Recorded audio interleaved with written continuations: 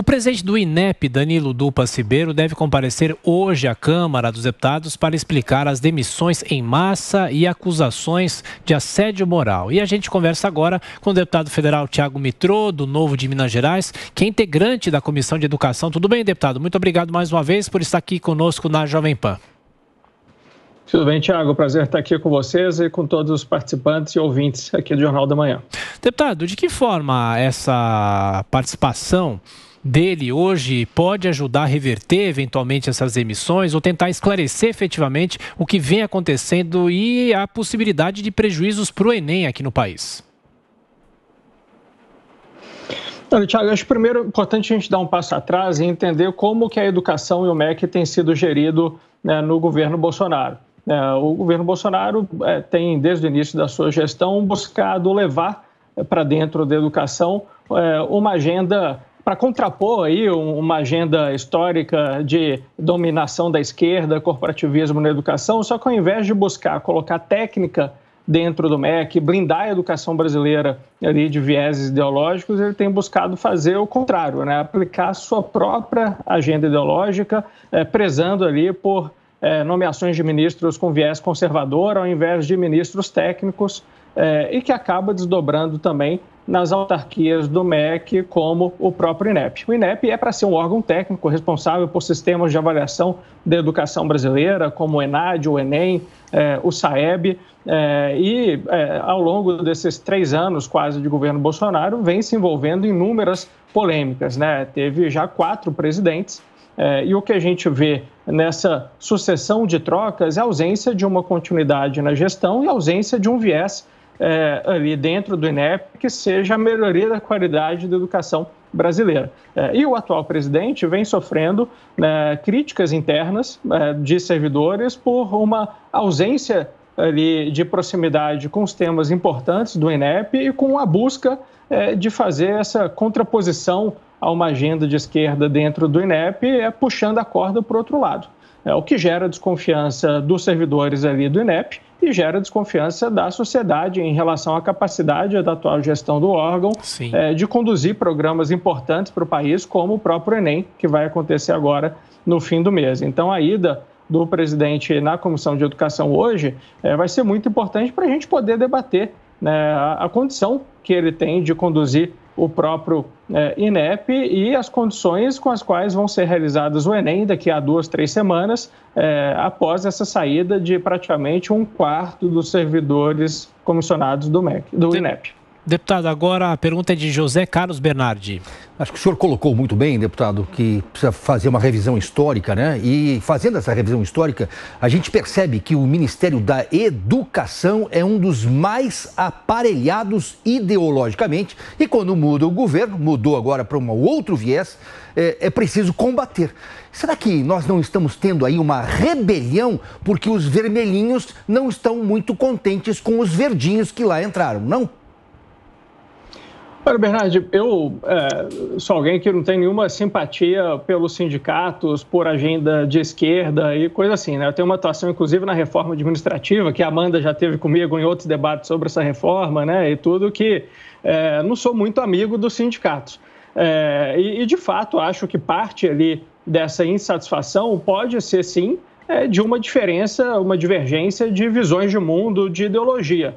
Agora, especialmente sabendo que a educação brasileira é historicamente ali dominada por pessoas com mentalidade mais de esquerda, que esse governo não pode agir como um elefante dentro de uma loja de cristal, né? Você tem que ter tato, você tem que ter cuidado na hora de implementar mudanças, né? Você não pode simplesmente dizer vou mudar tudo isso que está aí, né? E chegar lá fazendo uma bagunça toda de uma hora para outra, colocando em risco os alunos brasileiros. Acho que mudar esse viés presente na educação brasileira requer tato, requer diálogo. E o que a gente vê que esse governo tem feito nas diferentes gestões do MEC é o contrário, né? É colocar um elefante dentro de uma loja de cristal, achando que isso vai fazer um bem para o país, mas prejudicando os alunos que, pelo 2º ano consecutivo, sofrem com inseguranças em relação ao Enem às vésperas da prova. Lembrando da confusão que teve no ano passado, né, onde inicialmente o Ministério da Educação se recusava a adiar a prova do Enem por conta da pandemia, no contexto maior de negação da pandemia que o governo Bolsonaro teve, e aí, em cima da hora, foi obrigado a mudar a data, né? Então, para fazer mudanças significativas no viés histórico que a educação brasileira tem, precisa de tato e de cuidado, e isso, infelizmente, falta muito dentro desse governo. Amanda? Deputado, mas será que é só uma questão ideológica? Porque a debandada, mais de 30 servidores que deixaram o INEP, alegaram falhas técnicas e administrativas, saíram às vésperas do Enem, ou seja, deveria haver minimamente um compromisso com o exame. Então, se eles saem, é porque alguma coisa muito grave, muito séria aconteceu. É isso que vocês vão tentar apurar, saber? Aliás, o senhor já soube de alguma notícia de antemão que possa nos adiantar? Olha, Wanda, não, concordo contigo, assim, não é só uma questão ideológica, né? O que eu estou colocando é que essa priorização da questão ideológica pelo governo faz com que ele ignore todas as outras questões técnicas que são importantes para conduzir operações de guerra, né? Como se costuma chamar a realização do Enem no Brasil. Então, o fato de priorizarem essa guerra ideológica faz com que temas relevantes como a logística do Enem, a contratação de fornecedores e até a condução para as questões da prova, que sempre são temas polêmicos, né, ali dentro, fiquem em segundo plano. E o que a gente observou conversando com os servidores e tudo é que eles não querem ser ali corresponsáveis por eventuais irregularidades na condução da prova, né? Lembrando, esses servidores que saíram, eles deixaram as suas funções comissionadas, né? São servidores de carreira do INEP, que serviram em governos anteriores, do governo PT, o governo Temer, né, ali, e que agora serviram durante quase 3 anos do governo Bolsonaro e agora chegaram a um ponto que disseram, olha, aqui não dá mais. Eles falam muito, eu não quero colocar meu CPF e a minha assinatura nessa decisão do INEP, porque eu não confio que ela foi tomada ali com base no melhor para a educação brasileira, na questão técnica, né, e eu não quero ser responsabilizado depois por uma eventual irregularidade. Então, certamente, vai muito além de uma divergência ideológica, vai ali pelo fato de servidores não se sentirem confortáveis em ter que tomar uma decisão de chefia e depois serem responsabilizados por eventuais irregularidades. Acho que é bem mais grave do que um simples embate ideológico de fato. Deputado Thiago Mitrô, agora a pergunta é de Cristina Grêmio. Cristina. Deputado, agora, de qualquer forma, a gente vê um pedido de exoneração coletiva, assim, quase 30 servidores, uma debandada às vésperas de um programa tão importante para milhões de brasileiros, né, e jovens que têm uma dificuldade de lidar com a ansiedade justamente diante de uma prova, da proximidade de uma prova tão importante. A Comissão de Educação pretende também ouvir algum desses servidores, ou um representante deles, pelo menos, porque é difícil a gente não associar uma ação concatenada, organizada, previamente ali, combinada, para que saíssem nesse momento e todos ao mesmo tempo. Tá, Cristina, o que aconteceu foi, semana passada saíram 2 servidores, e aí ontem, antes de ontem, foram mais de 30.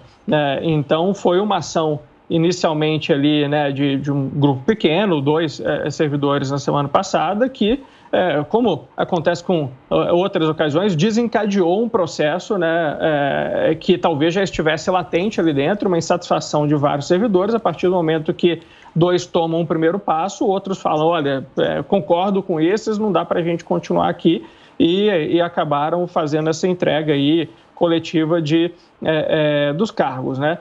Não nego que não pode haver ali uma combinação. Acho que certamente um movimento coletivo que houve. E o efeito disso, de novo, independente dos servidores terem determinado viés ideológico A ou B, independente do governo ser de direita ou de esquerda, quem está na frente do Ministério da Educação, do INEP, com a responsabilidade de conduzir um processo importante como o Enem, tem que, em primeiro lugar, colocar a tranquilidade do sistema de avaliação da educação brasileira e dos alunos, em primeiro lugar. Né? Então, é como se fosse... É muito parecido com o que aconteceu na pandemia. O governo federal, ao invés de tranquilizar a população, estamos indo atrás das vacinas, vamos tomar os cuidados de distanciamento social e por aí vai, para que todo mundo, mesmo na situação caótica da pandemia, tivesse mais tranquilidade, fez o contrário. né, colocou mais caos no combate à pandemia. E na educação é isso que vem acontecendo também, né? Ao invés de tranquilizar os alunos, né, aqueles que vão fazer a prova daqui a 2 semanas, de que, pessoal, estamos focados em garantir uma boa logística da prova, em que todos vão ter condições de competir nessa prova importante, gera um caos ali que coloca insegurança, né, na cabeça desses milhões de alunos que vão fazer a prova daqui a 20 e poucos dias. Sim. E como o senhor disse mais uma vez, né, o Jornal da Manhã vai seguir acompanhando as novas conturbações relacionadas ao Enem, mas eu queria aproveitar a presença do senhor para perguntar sobre a segunda aprovação ontem na Câmara da PEC dos provatórios. Acha que aconteceu conforme o esperado e como vê o projeto seguindo agora para o Senado? Olha, Adriana, infelizmente foi conforme o esperado, né? Um absurdo o que aconteceu ontem ali na Câmara, né? Lembrando que, sob a falsa justificativa de ter que abrir espaço fiscal para o Auxílio Brasil, um governo que se elegeu dizendo defensor das ideias liberais e da responsabilidade fiscal e contra o sistema, fez a maior irresponsabilidade fiscal dos últimos tempos, para abrir espaço fiscal não para um programa social, mas para pagar emendas para comprar a base do governo no Congresso Nacional, né?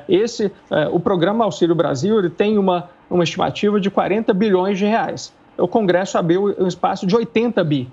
Se fosse para um programa social, por que abrir um espaço fiscal do dobro do custo desse programa social? Porque os outros 40 bi vão ser utilizados para, através das famigeradas emendas de relator, serem utilizados recursos para compra de apoio dos deputados e dos senadores no Congresso Nacional e também para ajudar ali na eleição da base do governo e do próprio presidente Bolsonaro. Até porque esse espaço fiscal, curiosamente, foi aberto somente para o ano eleitoral. Em 2023, ninguém sabe o que vai acontecer com esse programa Auxílio Brasil.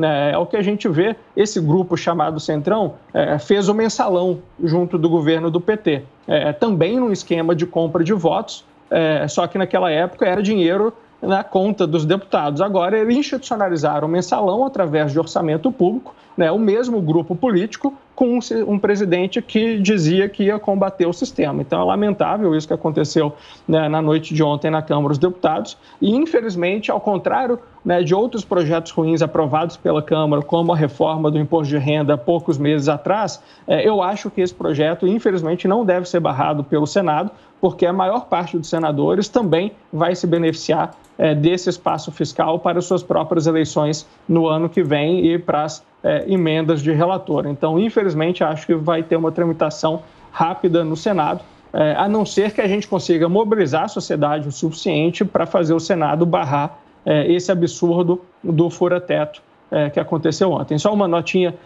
positiva em meio a essa notícia ruim, nós pelo menos conseguimos, através de um destaque do Novo, impedir a flexibilização da regra de ouro, né? A gente venceu essa votação ali por 5 votos, né? Foi muito importante que ao menos a regra de ouro, que é aquela que impede a União, né, de se endividar para pagar despesas correntes, ao menos foi mantida, pelo menos por enquanto. Deputado Thiago Mitrô, do Novo de Minas Gerais. Obrigado mais uma vez pela atenção, pela gentileza com a Jovem Pan. Até a próxima. Eu que agradeço, Thiago, Adriana, Berhard, Amanda e Cristina. Um prazer falar novamente aqui com vocês. Estou sempre à disposição. Um bom dia a vocês e aos ouvintes. Obrigado. Prazer nosso. Bom dia.